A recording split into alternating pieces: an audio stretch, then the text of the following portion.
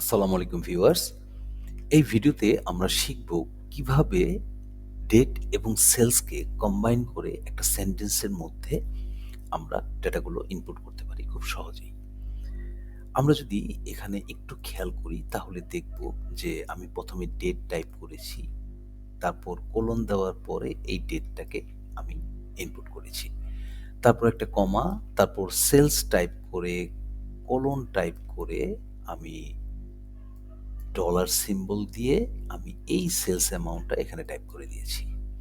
So এই অর্ডারটাই আমার কি হয়েছে প্রত্যেকটা সেলে ও ইনপুট নিয়ে নিয়েছে। এই জিনিসটা আমরা খুব সহজে ফ্ল্যাশ ফিল ব্যবহার করে করতে পারি। চলুন দেখে নেওয়া যাক। ১ম এ আমি ডেটকে টাইপ করব দেন তারপর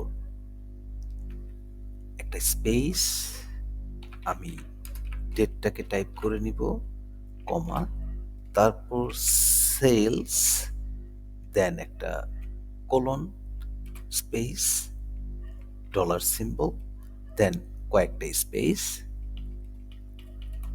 তারপর এই যে সেলস অ্যামাউন্টটা আছে সেটা আমি এখানে টাইপ করে দিব ৩৮,০০০ দেন কমা ৬০০ এন্টার কন্ট্রোল ই। প্রত্যেকটা সেলে ঠিক যেই ডেটাগুলো এখানে আছে সেই ডেটা অনুযায়ী আমার ইনপুট হয়ে গিয়েছে। সো ভিউয়ার্স, ভালো থাকুন, সুস্থ থাকুন।